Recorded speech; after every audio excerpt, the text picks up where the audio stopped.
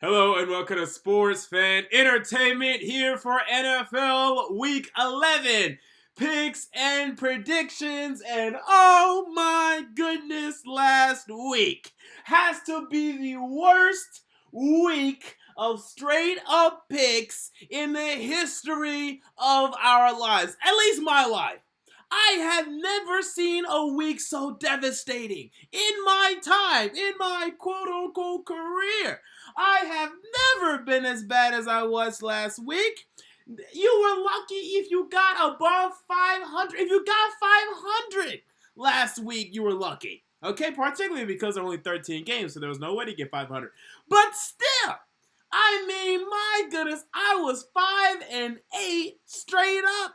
And I know people that were 3-10. It was incredibly bad. We had the Chiefs getting knocked off by the Titans, the Colts getting knocked off by the Dolphins. We had the road Seahawks getting it done on prime time, the road Vikings getting it done on prime time, and I had that, by the way. Some of us got fooled into believing in the Cardinals and the Chargers, and by some of us, I mean me. It was a bloodbath. However, I was 4-0-1 against the spread for my guarantee. So we give and we take. And we're going to take that because that is where my money was placed. And with that said, we're back on the right track because the week before I was 1-5 for my guarantee. So it's nice to be back on track. Let us begin with tonight's Thursday night football game as we have the Pittsburgh Steelers traveling to Cleveland taking on the Cleveland Browns. Now, this is another team, the Cleveland Browns, that I got incorrect last week. And actually, both these teams. As I expected the Rams to go to Pittsburgh and beat the Steelers, and I was wrong about that. I expected the Bills to go to Cleveland and beat the Browns. I was wrong about that. So I disrespected the home teams last week. So I want to give the home teams more credit this week. So now we have the Browns here, who have a returning Kareem Hunt, and you saw him a little bit last week, saw him doing some things, saw him making some plays, so beginning to get more involved. And this is when I thought that the Cleveland Browns would begin to make a run towards winning this division. I don't think that's going to happen anymore, but that's what I thought was going to happen before the season, although I did have the Steelers winning the division before Big Ben got injured, and they would have. Honestly, I think they're proving that sitting here 5-4 with Mason Rudolph at the helm. The Steelers defense is playing incredible right now. And the Browns were able to get it done against the Bills last week. And I will grant that. And I know it's a short week, but I just don't trust the Browns this season. I do think they're going to win some of these games down the stretch. Don't get me wrong, but the way this Steelers defense is playing right now with the Browns still having the offense issues that they still have, the offensive line still being as bad as it is, I can't pick the Browns here. Give it the Pittsburgh Steelers to go to Cleveland and get it done. All right, next game, we have the New York Jets at the Washington Redskins. And here we go. Another toilet bowl game. I mean, thank God, actually, that a lot of these poorest teams are facing each other so that they're forced into winning some games. Okay, thank God that the Giants and the Redskins are in the same division and that the Jets and the Giants, they face each other, and the Jets and the Dolphins, they're in the same division. I mean, these poorest teams continue to fight and force each other to win games. It's brilliant. As the Cincinnati Bengals sit on the sidelines and they can just lose every game barreling towards the number one pick. I don't know who to pick here, but what I do know is that the Redskins haven't won a game since they went to Miami and won with, I want to say, was it Case Keenum at the helm? I mean, who the hell knows? But right now they have Dwayne Haskins, and I don't really trust Dwayne Haskins right now in his rookie year. The Jets showed some signs of life last week, and Washington, D.C. is not a long trip. So giving the New York Jets to go to Washington and win here, but I have no faith in that. All right, next game we have the Buffalo Bills at the Miami Dolphins, and the Dolphins are on a 2-game winning streak. Look out. The Miami Dolphins, that is right, the Miami Football Dolphins, this organization that has committed itself to losing games this year, is on a 2-game winning streak. This is ridiculous. However, they now host the Buffalo Bills, who lost last week, are starting to begin to fall out of the wild card race, or at least wild card picture. Let me not say wild card race, because they're going to be in the race all season long. But definitely, starting to lose hold of that wild card spot. They're going to come out and really be desperate to win this one. So give me the Buffalo Bills to win this game in Miami. All right, next game, we have the Dallas Cowboys at the Detroit Lions. And fortunately, it looks like Matthew Stafford is going through some back problems. I did not anticipate this last week when I picked the Lions to go beat the Bears, so I changed my pick to the Bears once I heard that Matthew Stafford was out. Without him, they have no shot in hell. I mean, Matthew Stafford is the only thing that keeps this organization from being a 3-win football team, especially this season, where the defense is awful. The secondary is terrible, and for some reason they decided to trade away one of their better secondary players in Quandre Diggs. I mean, it doesn't make any sense. Your secondary's bad. Okay, let's trade away one of our better secondary players. That makes no sense to me. The Cowboys will eat on this Lions defense. Give me the Cowboys to go to Detroit and get it done. Next game, we have the Denver Broncos at the Minnesota Vikings. Vikings looked damn good last week as they beat the Cowboys. That is one of the few games, one of the 5 games I had correctly, was the Vikings defeating the Cowboys last week. And I don't think that they're a Super Bowl contender, but they're a strong playoff team and a playoff team indeed. They're a divisional-ish team, maybe only a wild card team, but that's where they are. And, now they're going to host the Denver Broncos, who stink.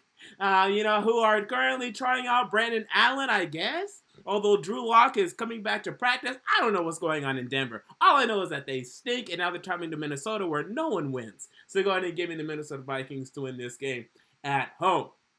Next game, we have the Houston Texans at the Baltimore Ravens, and what a matchup here. I mean, this is going to be possibly game of the week, and I think it's a noon game. So go ahead and get up and wake up and watch this 1 p.m/noon/11 a.m/10 a.m., wherever you may be living and watching this game, whatever time zone you're in game.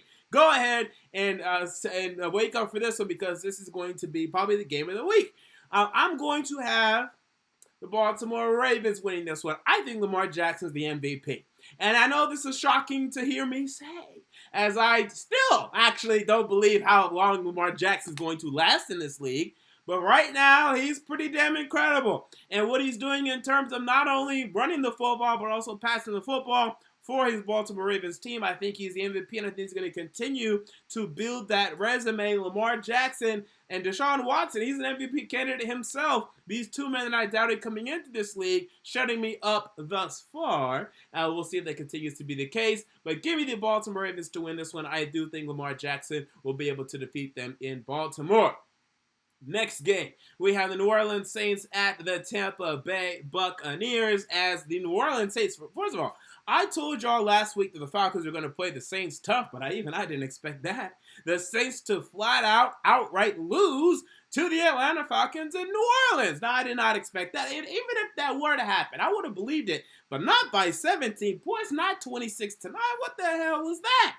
So that was a whole result in and of itself. But now New Orleans travels to Tampa Bay, where Tampa Bay surprised me as they defeated the Arizona Cardinals last week, and they competed against the Seattle Seahawks in Seattle the week before that.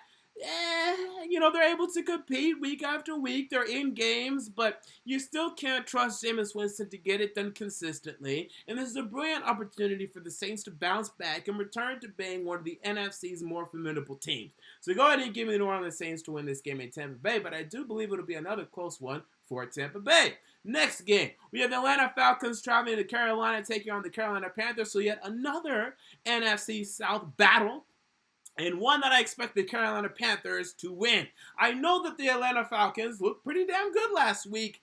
I think it was, more so just due to that Saints and Falcons rivalry, which has, really been one of the better rivalries over the past decade plus. I think now Matthew Ryan and Drew Brees have set a record for how many times two quarterbacks have faced each other in NFL history. They became the number one duo there.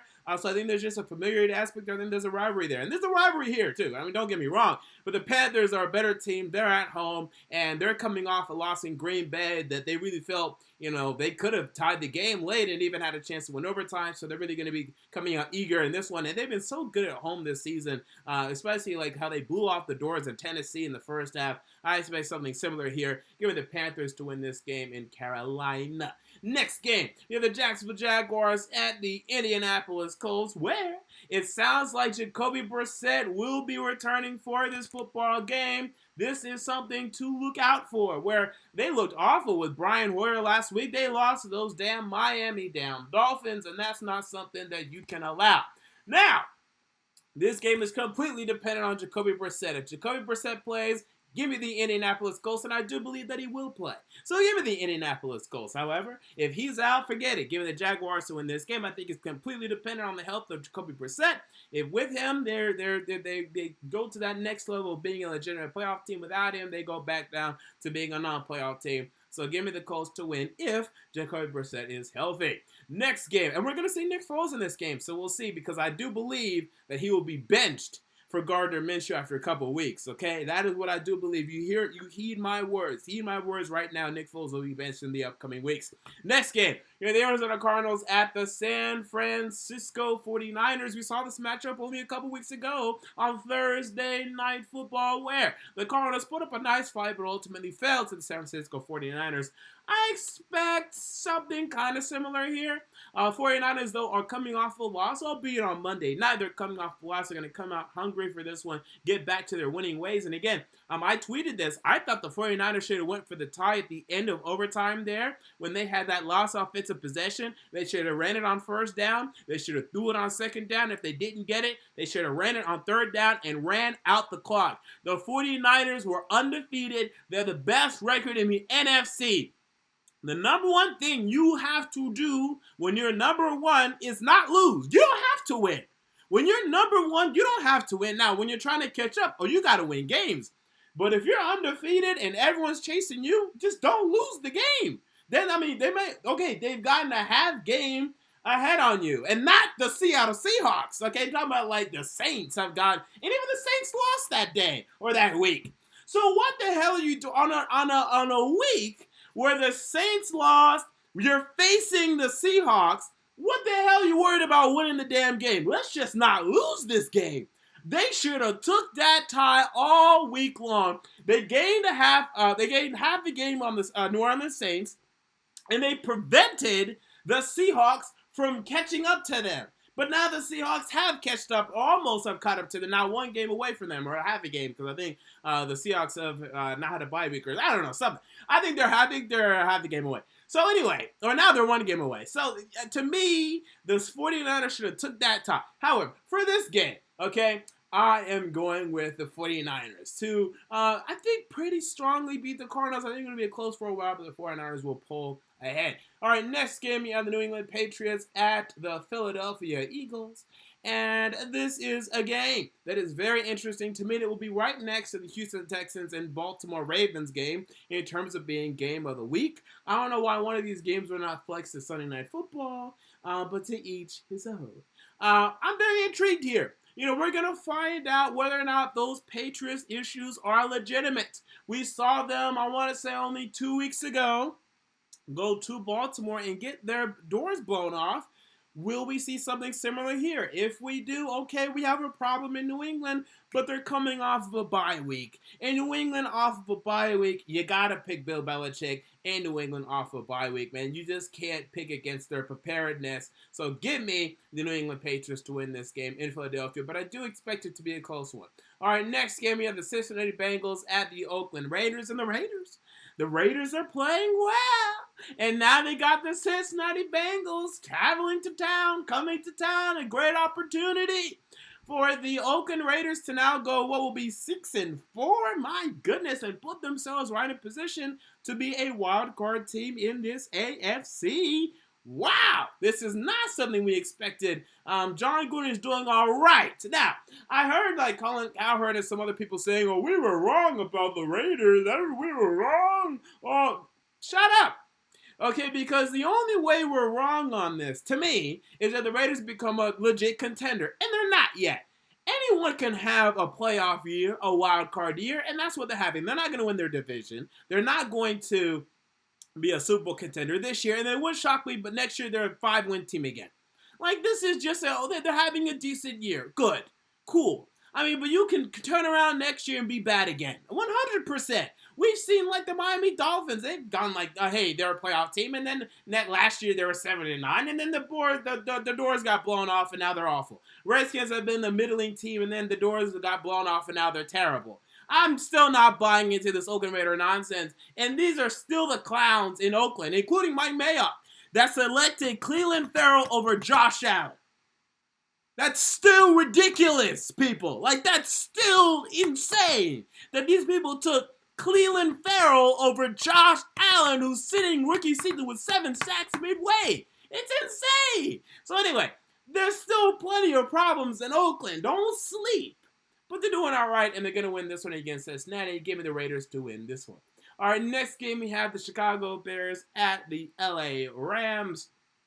The Rams disappointed me last week, and now their backs are against the damn wall. Now, this is going to be a fun game, to a certain extent. There's not going to be much offense in this game, because let me tell you right now, this Rams offense is going to struggle against this Chicago Bears front. This Rams offensive line is not prepared to go up against the Chicago Bears front. But right now, the Bears offensively, they're having their struggles. They're having their problems. And I know Mitch Trubisky had his 3-touchdown game last week, but he's been awful throughout most of this year, and he is going to be facing some quarterback competition in this offseason.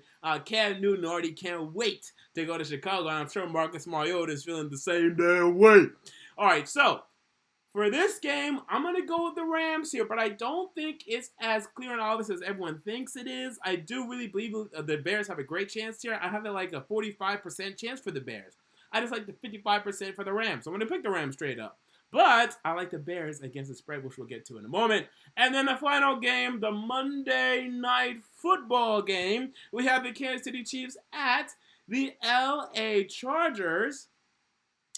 The Chiefs went to Tennessee last week and lost to my Tennessee Titans. Very concerning stuff that you don't want to see. Now they are traveling to LA, which is not a very difficult place to play. I mean, no one even goes to the damn games. But the Chargers have been looking a little, I want to say better lately, but damn, Phillip Rivers looked bad last week, so that's even hard to say. I'm going to go with the Chiefs, maybe a little blindly here, because, you know, they've had their struggles lately. They're not that true Super Bowl contender like we thought they were, and they're still a contender to a certain extent, but they're definitively the third best. I don't even say definitively. They're the third or fourth best team in the AFC right now, especially because the Colts are having their struggles. So, yeah.